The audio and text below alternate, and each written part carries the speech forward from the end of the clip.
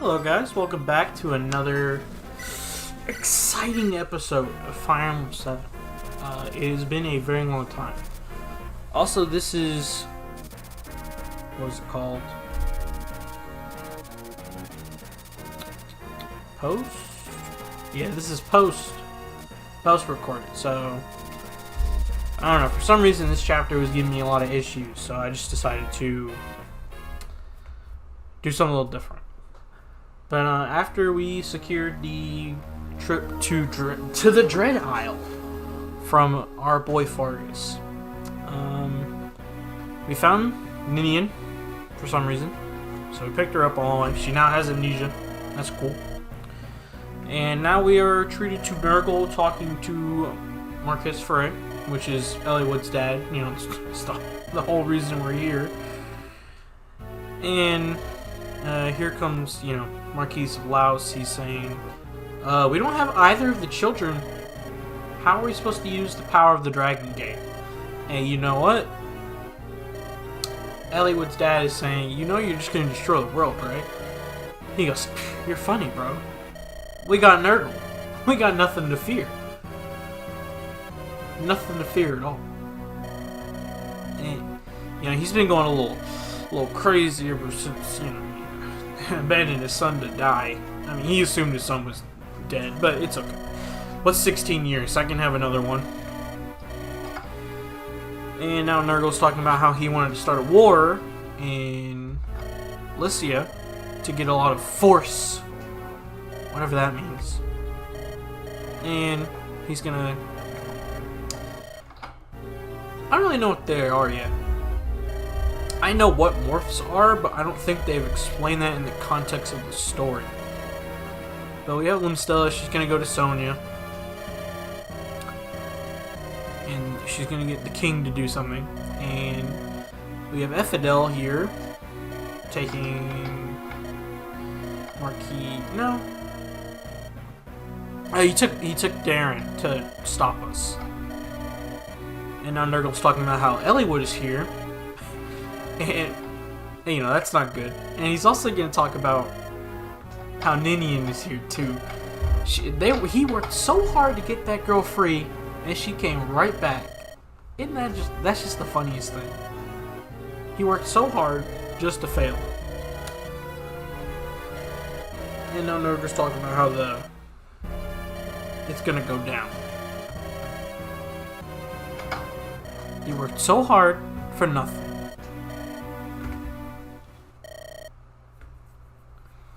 And obviously, if you remember, we have the years on the inside, Layla. She's gonna try and tell us, but our girlfriend Ephidel found out. He's already on to her.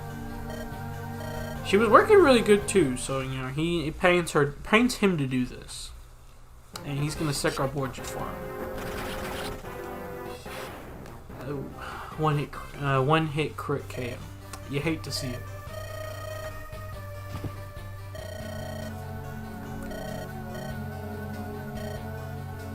Your power is beyond compare.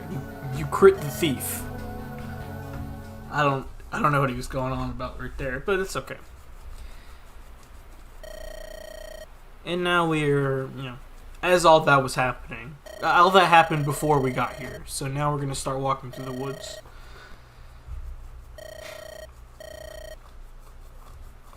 Feels like we're not coming back. You know, the good old Hector and Lynn banter, as it always happens. And Eliwood being a gentleman with Ninian. And they happen to see someone. Uh-oh. Yeah, they see Layla's body. Yeah. They figured it out the hard way. And this scene pops up if you have Matthew. If you don't... Actually, I don't know if Matthew... I think Matthew does die. If he is killed. People die when they're killed.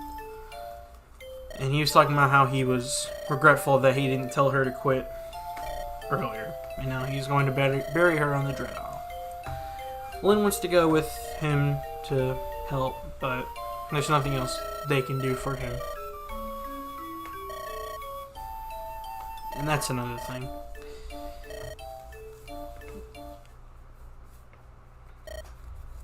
And they're all getting riled up because they want to stop them from doing this to anyone else. And, you know, as Ninian usually does with her precognition, she guessed what was going to happen. Yuhai grabbed Lin, now holding her hostage. But since Yuhai and Lin are Sakaean, he's willing to give them an ultimatum. You either give me the girl, you all die. And then I get the girl anyway. Or I get the girl and you all live. And now he's talking about how powerful Nurgle is, which we haven't really seen firsthand. But they're talking about how they're gonna kill him before they get killed. You know. The dog-eat-dog world out here. It happens. And Yuhai just let go of his hostage because, you know, he's a proud Sakaean. He's gonna fight.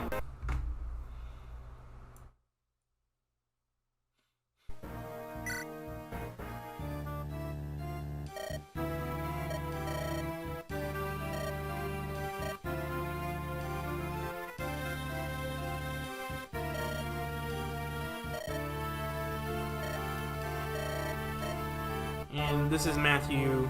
If you bring Matthew, he has this conversation. He's talking about how thieves have better vision in the fog than every other unit does. And, you know, Hector being the good, upstanding guy, he wanted to. Alright, so Dark here, he's a pirate. That wasn't obvious enough from the last two chapters.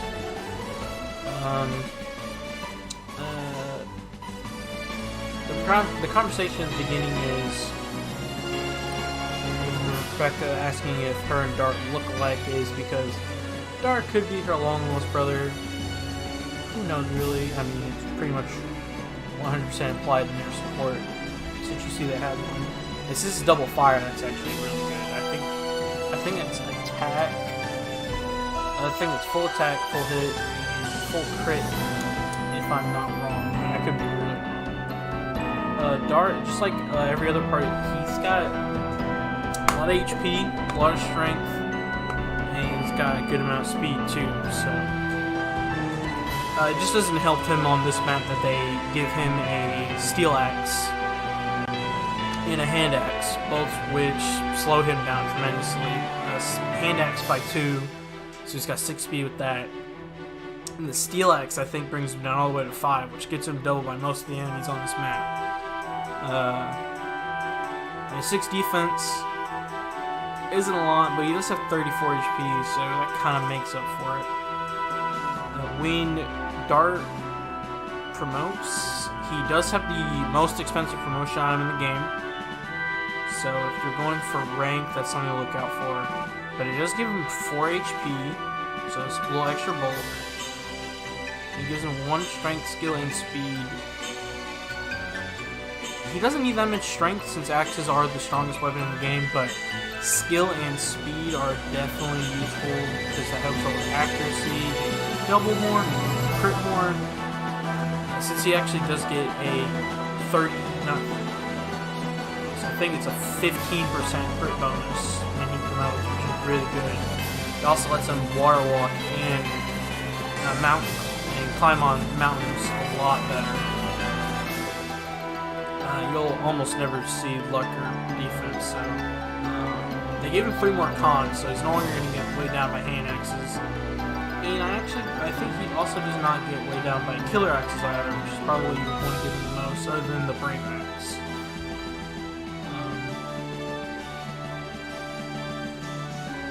But yeah, Dart can be pretty good. Most of the time you would just use it in the water walk or go on mountains and stall the other either bandits or maybe even the Pegasus Knights or Wyvern Riders. Especially since 2 of those have lances as their main weapon. So all in our darts, also pretty good. Alright, so for my preps, alright, I'm gonna be honest with you. I got beat on this map so many times, it just made me so frustrated that that's why I'm doing post-recording. Yeah. I don't know, I'm having such a hard time with that. But, you know, Matthew, since he's got the best vision, you want to put him all the way out there, well, as far as you can safely. Use the torch, even more vision, everyone's good to see. You don't have to waste anyone's movement on trying to guess if an enemy is there. Raven. Raven is cracked, bro. He basically one-rounds every enemy on this map with an iron sword. Nomads. When he attacks, done. Pegasus Knights, done. Pirates, done. The only one he's not going to be able to one-round, most likely, is going to be UI, because longswords, FE7, effective weapons only give you 2 times 2, and longswords are trash, I'm going to be honest with you. Also, UI, he's such a strong boss. I did not look at his stats, but he almost 2-shots Marcus. That's not fair. That's not fair at all. He also patiently waits on a forest tile. So yeah, that's it's not so fun because nomads have really good movement on. I think they can even go over one tile river. And remember, they're on horses. Most of the time, that's not possible. But nomads have like really good. They don't really have that bad of movement penalties. Anyway, so on the right side, I put Matthew there so he can have all the vision. I put Raven there because as long as he dodges one enemy, as long as he dodges one attack, he will live all 5 of those enemies on that side. Well, I guess 2 attacks since he would have to dodge the initial pirate, but he's got 27 hit on him. That's really safe to do. And since he's got the iron sword, he's got the most avoid he could. I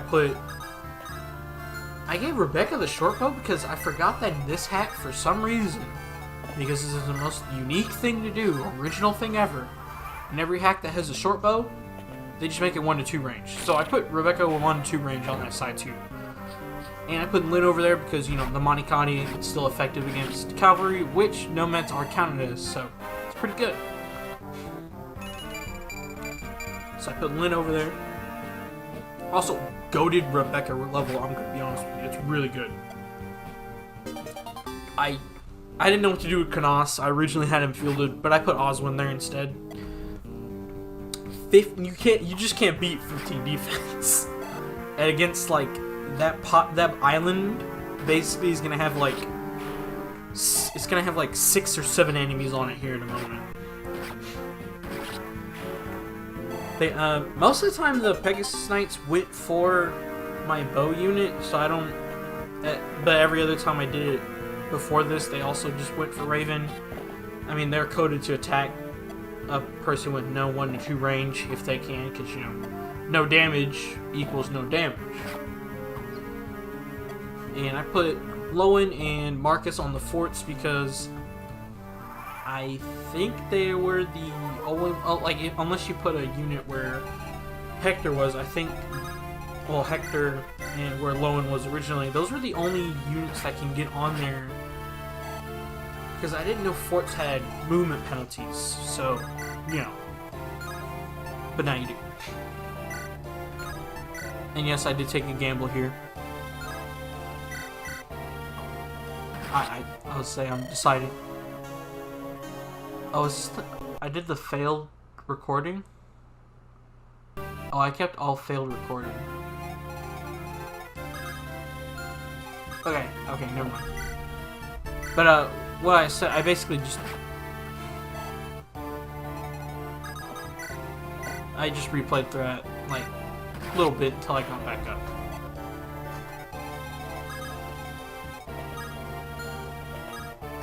But yeah, I basically just put, everything's basically the same still, so I'm not worried about it.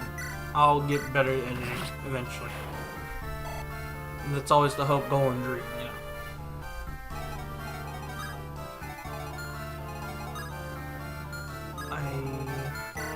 Okay. I'm just trying to get irksome levels because he's still level 6. I've had him for so long. It's starting to hurt me for doing it so badly.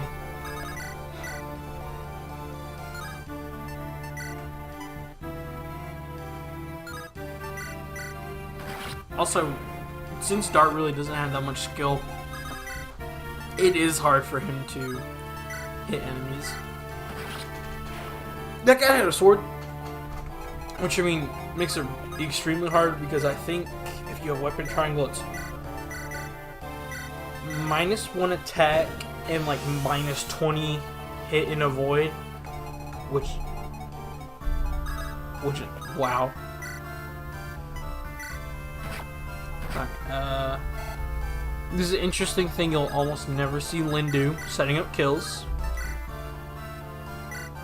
Rebecca did not get the strength level up, but she still got the speed. So, you know, we're getting somewhere. And then, you know, I'm just trying to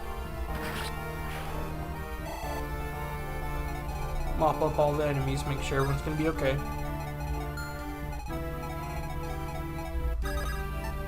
Just checking all my units just to make sure I'm not gonna make a huge mistake this time.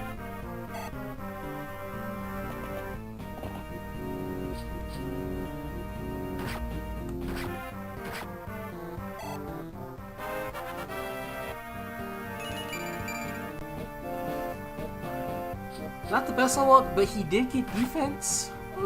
I mean, but yeah, as you can see, this is the pirate water walking. I think they only suffer like 2 movement penalties, so you have 2 things of water and then 1 thing on land. So that's honestly pretty good. That's better than most units, obviously.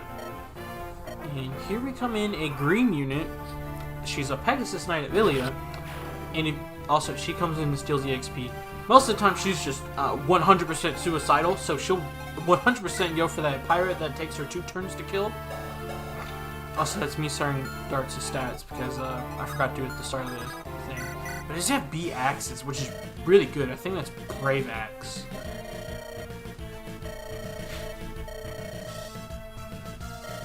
Alright, and then I'm starting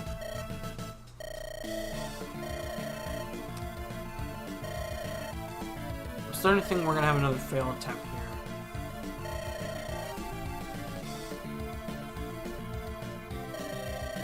But anyway, this is Florina talking. Florina is the one who recruits, you know, her sister, and she's talking to her about, oh, wait, why are you here?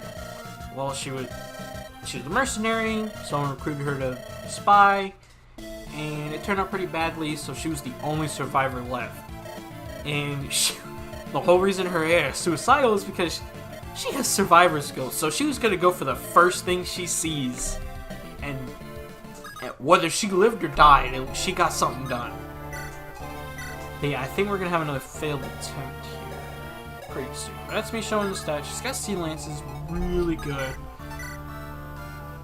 And, you know, flying, really good. Comes with an Axe Reaver and Javelin. So she is well equipped to deal with the pirates, but I think they still have like a 30% chance to hit her, which is really low, but higher than you would want it to be. Not reliable enough for me to go, you have your own fun, I'll see you when you come back.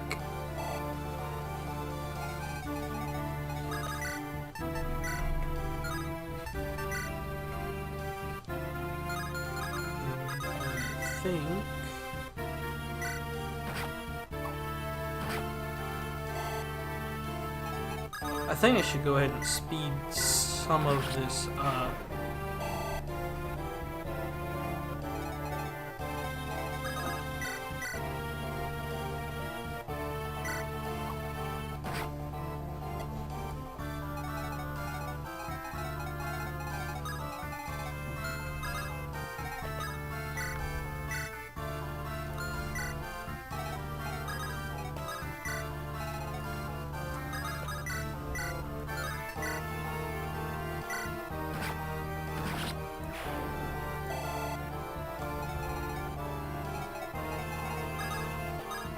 Okay, well, I was gonna try and speed it up, but I, for some reason, could not get the audio speed up with it.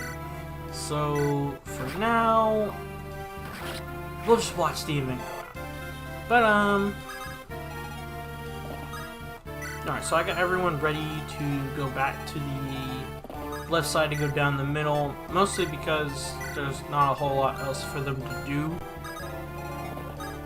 So I'm gonna go back to the main force. Right now, Lowen, Marcus, and Hector are all going down to, one, catch this thief that has the torch staff, which is a really good staff to use during fog of war.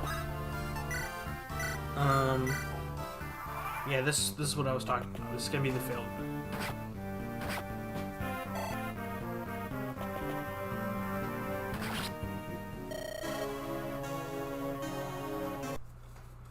I did decide to keep Lynn, Raven, and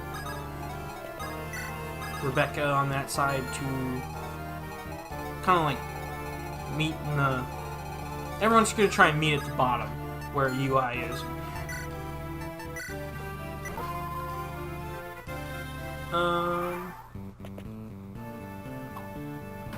Yeah, that did put Matthew in a lot of danger there, but he's got really good avoid, so hopefully it's not actually a problem. And plus they're also using steel bows and long bows, so they have really bad accuracy.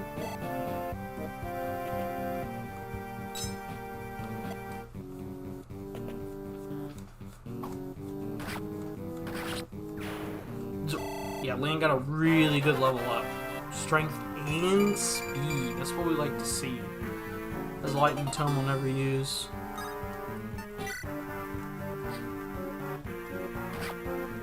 No, while I was playing this, I was scared that Matthew was going to die, but he turned out, he lived. And another thing I was scared of was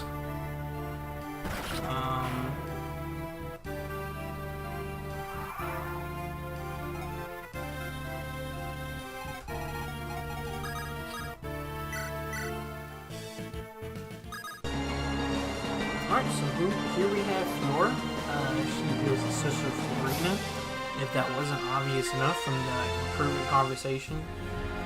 She's got really good strength and speed, especially if you have not trained Florina, which I haven't. So all of her stats, other than HP, are a lot better, but this is FE7. It's not known to be that hard of a game, so stats on a unit aren't really that unless it's like Marcus or Oswin or just a plainly bad unit. Base stats do make the unit work. This game is supposed to be easy, so growths most of the time make up for that. She's got a 50% speed growth, so most of the time she'll get speed and resistance, both are 50, so that's pretty good. HP, I kind of like... with how low her HP is, I wouldn't... Unless she is weapon trial, I wouldn't want to try using her. But, I mean, she flies, so she can rescue... I believe she can rescue everyone, other than possibly Marcus. But she is a flying unit, this is really good, and the fact that they don't get terrain bonuses, she's absolutely amazing. For some reason, Pegasus Knights do not get that great of promotion. I mean, you get 5 HP, 2 strength, things that they're very low on. Con, so basically she does get 1 point of speed, 2 points of defense, and resistance, so that kind of makes up for it. And she gets a point of movement, so she goes from 7 to 8 movement, which is really good. And she's only 3 levels away from promotion, so that's another really good thing about Fiora. accurate if Farina, especially if you haven't trained her at all. And she also comes with sea lances, so she can even use killer lances when we finally get access to those. But yeah, Fiora's pretty good. I think I already mentioned the sea lances being really good. One thing I was afraid of though was one, Matthew dying, and two, if there was another Pegasus Knight. Because another Pegasus Knight, Lane can't take Raven's Torch Staff and use it. And if it was another Pegasus Knight, Rebecca cannot afford to attack the current one. But you know, the torch is going to show in a second that, you know, I didn't have to worry about that. But you'd want to be more cautious than unless you like 100% know. But I don't really. No, it's more or less my first time playing through FE7. Every time I've gotten to, I think the chapter, it's a defense chapter where you recruit another character, Heath. I believe that's as far as I usually get to, I believe.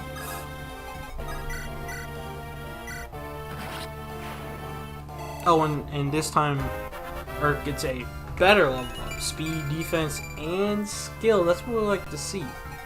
And Oswin, I gave him the Silver Lance. So he's just kind of using that. And I was going to see if the combination of Matthew and Dark could effectively take him down, but no. So he just kind of walks away. And I still have a lot of experience to go on Priscilla before she can promote, but hopefully Urk gets there before she does, even though they're the exact same level.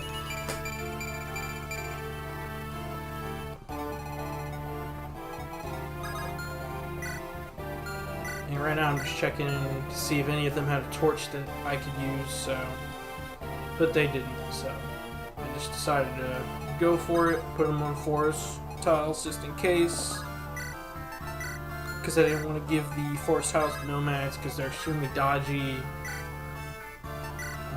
except for Hector, because I just didn't feel like thinking for some reason. And I did not give Marcus a lot of 1 to 2 range, but it'll work out in the end.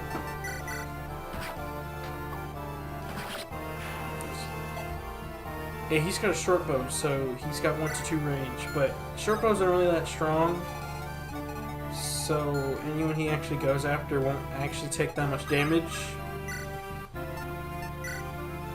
And it's getting to that point where the boys at the bottom are at the bottom doing what they need to do to take out the rest of the remaining units, which are a lot more than I thought. Because I think there's like 5 more Nobites down here. There's like a Myrmidon. And then even just a regular Cavalier too. So there's a lot more enemies down there than I thought with UI. And I think UI does I believe if he can kill, he does go for it when he uses the longbow. So I think you could abuse his AI like that, since longbows aren't really that accurate. But you also don't want UI to start moving, because since he's a Nomad Trooper, he's got 7 points of movement, and since half this map is with force tiles, he can outrun even Marcus, because he takes like 3 movement penalty going through a forest. And most of the other units, unless they're Oswin or a really good, really trained Kent, Sane, or Lowen, they won't be able to keep up with him.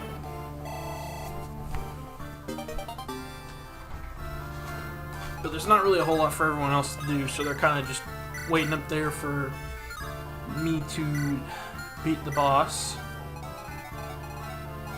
I did start wanting to try and train Urk a little bit, so he could finally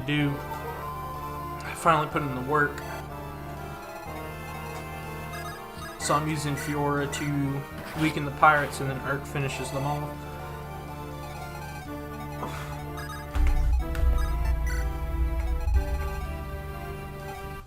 And I believe Raven and Rebecca do have a support, so I'm trying to see if I can get that to go off and feed some Rebecca some much needed experience if I want her to start catching up to the rest of the party. Because at the end of this map, you actually get the Orion's Ball. I believe that's going to be... It's actually not the first promotion. I don't know what I'm talking about. I have a Knight Crest and a Hero Crest, so... Silly. Yeah, with that, I honestly, Raven, I might just promote him as soon as I get a chance to. But Lowen, I'm either gonna have to. I don't want to bench him because I don't use Kane. Nah, not Kane. I want to use Sane or Kent because I always use those two whenever I start these FE7 runs, and they also are already so low level that it might not be worth trying. And if worst comes to worst, I might just ditch him and then just use Oswin. Because, you know, he's been getting really good level ups, and when he becomes a general, I believe he gets... I don't want to say he gets all 3 weapons, but he might. I think he gets all 3 weapons, but I think he also gets D in axes, which would mean he can use hand axes at base, so it makes it a lot easier to train his axe rank. I could be wrong, I don't actually remember that well.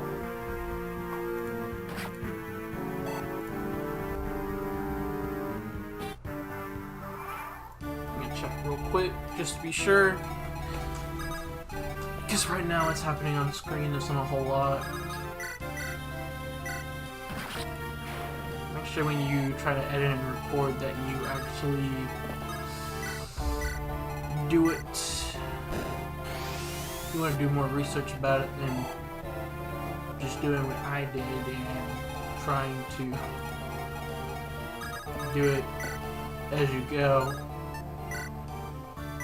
let's see. Because right now they're all just sitting there in a circle.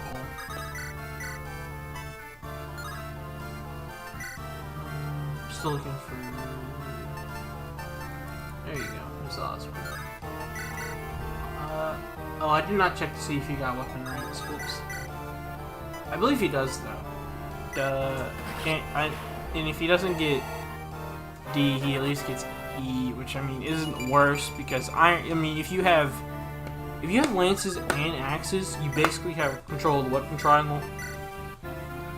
Swords aren't really that good, but they are most of the time the most accurate weapon. But if you have weapon triangle, you have +1 attack and defense with 20 hit and avoid. So it's a lot better than being the weakest, but being the most accurate. This isn't 3 houses, you know. All right, so I got the audio and the Yoda move faster, so. It doesn't sound. It sounds really funny, but you know, this. I'd much rather do this than try and pad out a video for like 10 more minutes. Because for some reason, this just took me so much longer than it should have needed. Than I should have to get rid of all these nomads. Because like I said, they're so dodgy. Like look at that. Marcus, he has like 13 or 14 skills, only having like 50 hit on him. Here I was trying to see if I can lure them out with Dart, and then also or luring them out with Rebecca or Lynn, since I have a lot less defense and HP than every other unit there. And most of the time they go for kills. Yeah, they go for damage and kill over like anything else, I believe. That's how this AI works. I know Shadow Dragon, they go for crits. They want to just see their crit animation. Which, I can't really blame them, but... Because, you know, Shadow Dragon and FE12 crit animations are very comical. Because it just looks like they're swinging around a wet noodle most of the time. But I also do like FE12 a lot. At least I think FE12 is the second remake. Actually, it's not the second. It's the remake of 3. FE1 is the one that 3 remakes. Right now, I was just trying to see if I can give Raven a torch so he can find UI for us, but UI is in that one patch right next to the thicket, right there, 3 spaces down from Marcus. And like I say, he does have a longbow, but he also has a killing edge, and look at how much damage and crit he has on Marcus. It's ridiculous. So I just had Marcus sit there. Lucky for me, here in a moment, you'll see that UI does just go, just like everything in this game, goes for no counterattack, so he used the longbow instead. Which does ruin my plans a little bit, because Eliwood does have an effective weapon. You know, he's got the Reagan Leaf still. So, you know, he does 17 damage to UI. It's just right now he has a bow. He's got no problem with me. So I just put a bunch of other units in his range with 1 range and decided to heal Eliwood just in case. Linear range. I put everyone I could try and get in range. Because he's still on the forest tile, so he's still got plus 20. Not plus 20. Plus 10 avoid and plus 1. No, it's plus 20 avoid. Plus 20 avoid, plus 1 defense. Couldn't hit me. He's willing to get, you know, that good 11 effective damage with the Monicati. And right now they're talking about how if he's such a proud warrior, why did he join the Blank Flame to become an assassin? And he said, well, in the beginning, this is the first time I felt like family. And she picked up on the felt thing, so. And he decided to tell her. And out of respect for us, UI decides to give us a hint on how to get to the Dragon's Gate where Nurgle lies. Honestly, plus speed, really good. Got the Orion's Bolt, that's what I like to hear. And they're trusting the word of our boy, UI. And Hector will not forgive the Black Fang for what they did to Layla. And alright, that's it. So I'll see you guys in the next